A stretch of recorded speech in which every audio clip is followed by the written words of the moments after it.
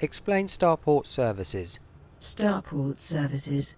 On the console in front of you, select Starport services. This will connect the ship's computer to the station's database and mainframe. It has a menu-based system where you can purchase commodities, pick up contractual missions from the bulletin board, browse through and purchase from the shipyard, manage upgrades and catch up with all the news from the Galnet news feed. Additionally, there is a market commodities section where you can buy and sell cargo. Options in the Starport services differ in each station. For example, larger stations may have a shipyard. Other smaller stations and platforms cannot facilitate a shipyard, or even basic repairs. So, depending greatly on a station's whereabouts, or its size, or indeed the type of system it is, it will reflect in the Starport services section. What a wonderful selection of goodies! There's loads to do here. Right, what else do we have? Lots of glittery stuff. And buttons. Explain the thrusters. Basic flight and thruster velocity. The ship in normal space will travel using thrusters alone, and can be maneuvered for normal flight, for combat, approaching a station, taking off, landing, and so on. With percentage increments, I can manage the thrusters for you. For example, 10% will give you the minimum speed setting, and 100% will give you maximum thruster velocity. So, the thrusters, I can respond to, and carry out the following orders in increments of 10%, right through to 100%. 1. Thrusters 10%. 2. Thrusters 100%. I see, so there's everything in between too. Noted. So it'll be like thrusters 10%, thrusters 20%, thrusters 30%. Yeah, yada yada yada, blah de blah de blah. Tell me about the launch. Your ship, whilst docked, is attached to the landing pad by way of docking clamps. These clamps hold the ship in place for repairs, refueling and outfitting. They are only released after the launch procedure is executed. At the center of the console, you can select Launch. The ship will then be repositioned for takeoff, then released from the docking clamps, at which point you can maneuver the ship away from the dock. Please make sure your throttle is set to 0 prior to initializing the launch procedure. Once the docking clamps are released, you should raise the ship vertically to approximately 30 meters, and retract the landing modules. Leave the station with thrusters at a recommended speed of 20%. At larger stations, there'll be green and red lights either side of the station exit. Always exit and enter a station on the side illuminated by the green lights. If you prefer, when you've executed the launch option, I can raise the ship away from the landing pad for you. Please wait until you hear the intermittent audible release tones. Then, I can respond to, and carry out the following order for you. 1. Departure handover. Alright, let's give this a go. Oh, wonderful.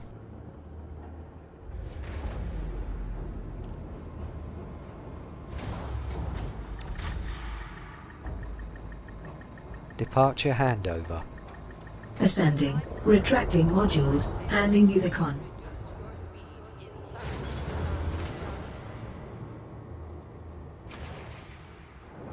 I'm now positioned above the landing pad. All right then. You may now engage your thrusters. Make sure you are ready to manage the direction of the ship and head toward the exit.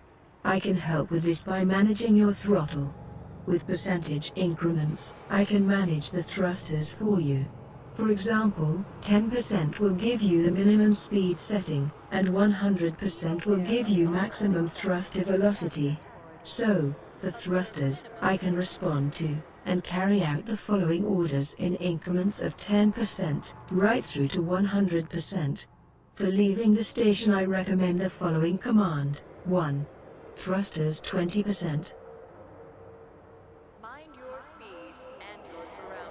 Thrusters 20%. Thrusters 20%.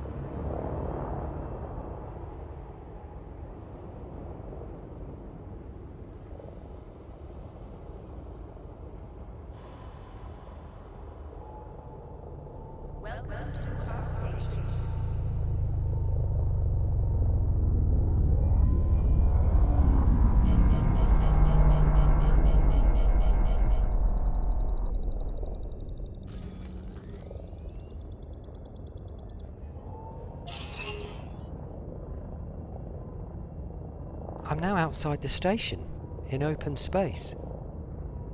Fine.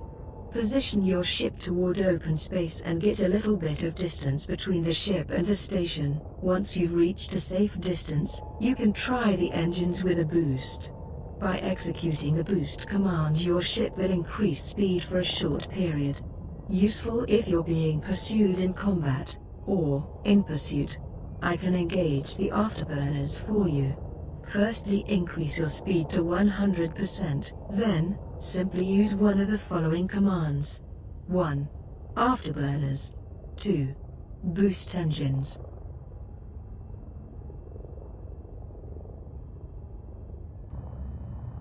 Thrusters 100%. 100% now, sir.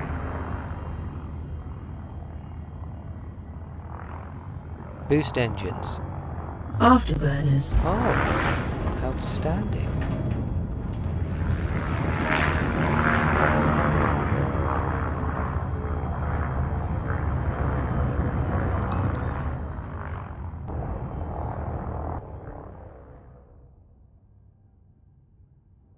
Explain the console. The center console. Starting from right, there is a fuel tank indicator with illuminated pips. These will gradually fade once fuel is used. Above this set of pips is an orange heat signature indicator. And also here are the 3 indicator cubes: the mass lock, landing gear and the cargo scoop. The mass lock will be illuminated if you're close to any type of mass whilst attempting to use the frameshift drive.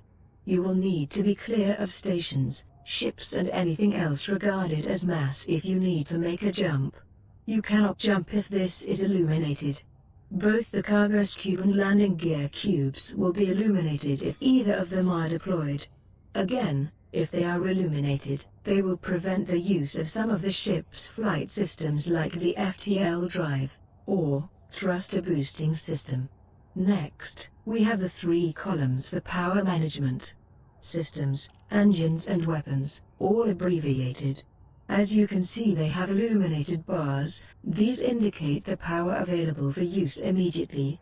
These will deplete and recharge depending on your power management settings and use. The power distribution is balanced equally by default. Okay, next to this is the ship's shield status hologram. This shows the orientation of your ship, and the shield status by way of blue rings. If your shield is depleted, it will reflect this by fading out the rings one at a time. Similarly, they'll slowly illuminate during and when your shields are charging, or fully charged respectively. Just below this is a horizontal curvature. This shows the ship's hull integrity strength as a percentage. Moving to the center, this is the radar and scanner. It's a 4-dimensional system, and its range can be adjusted from short to medium and long range. The yellow indicator below is set to short range by default. To the left and also to the right of the radar system are illuminated curved gauges. The curved gauge to the right is for the ship's velocity, or throttle setting and current speed indicator.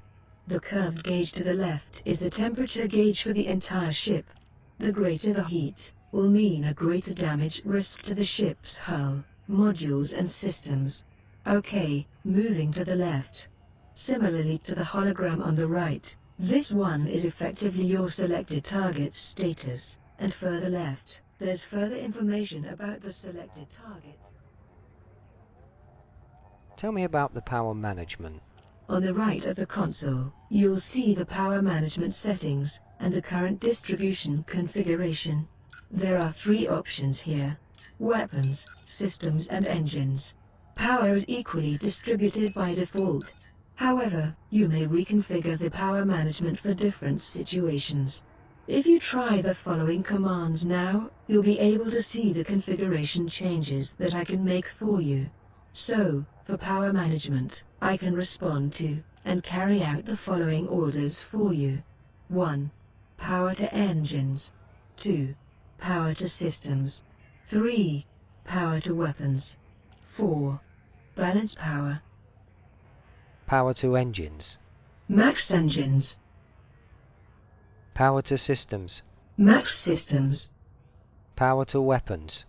Diverting power to requested system. Balance power. Power balanced.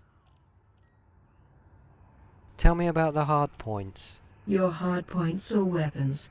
By default, they are holstered, retracted, or stowed away. Note: you can only deploy and use your weapons in normal space. When in normal space, try the following commands. You'll be able to see the weapons deploy and retract. So, for deploying and retracting weapons, I can respond to and carry out the following orders for you. 1. Deploy hardpoints. 2. Retract hardpoints. Deploy hardpoints. Deploying weapons.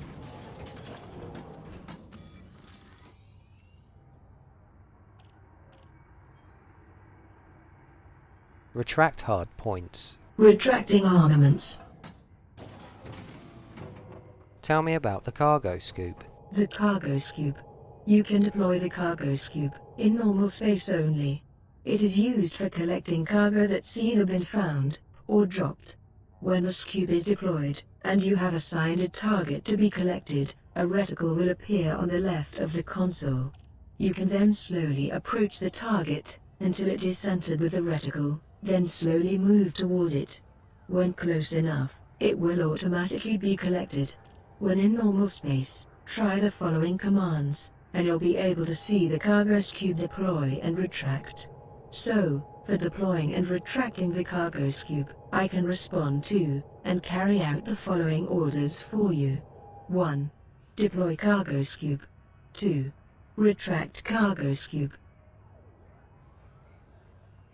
Deploy cargo scoop. The cargo scoop. Deployed. Retract cargo scoop. Retracting cargo scoop.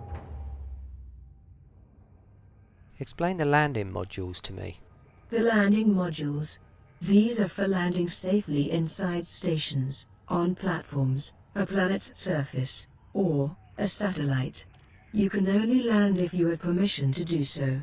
During flight, or takeoff and landing, try the following commands. You'll be able to see the landing modules both deployed and retracted. So, for landing modules, I can respond to and carry out the following orders for you. 1. Deploy landing gear. 2. Retract landing gear. Deploy landing gear. Gear down.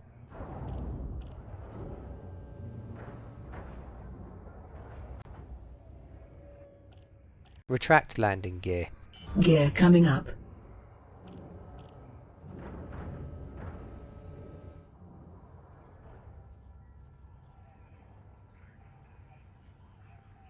Tell me about flight assistance. Flight assistance.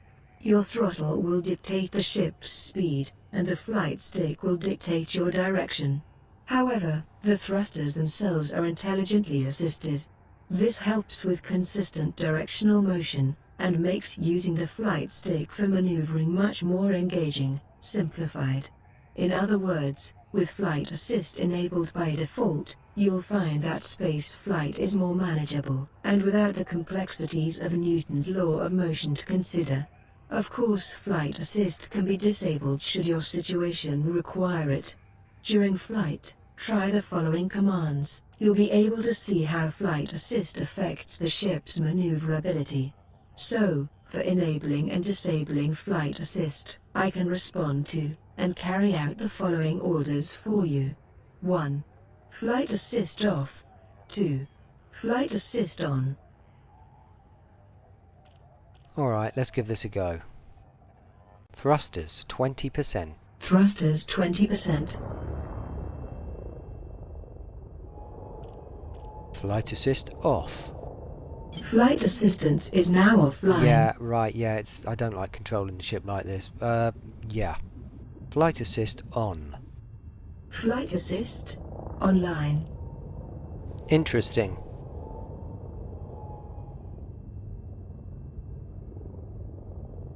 Tell me about docking at the station.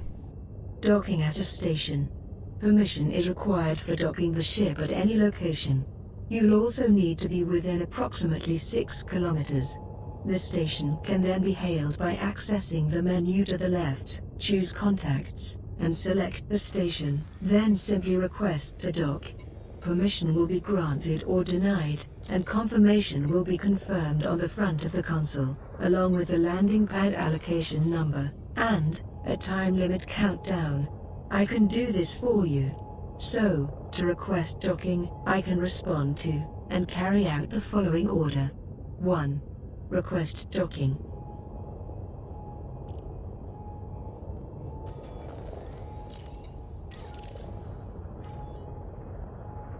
Oh, I see. Tell me how to land, please. Landing. To land, make sure you have permission, and also make sure that your landing gear is deployed.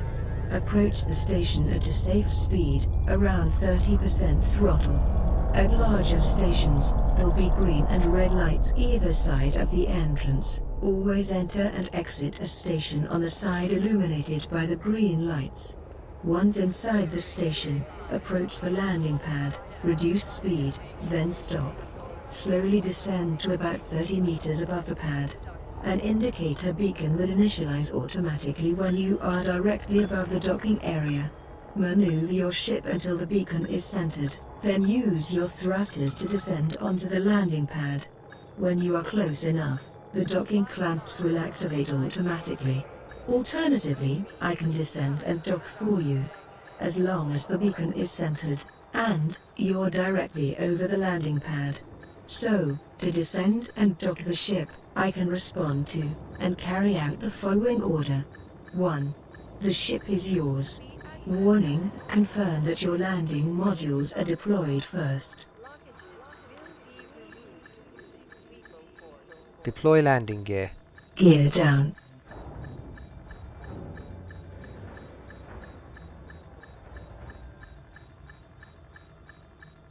The ship's yours. Landing thrusters. Wonderful.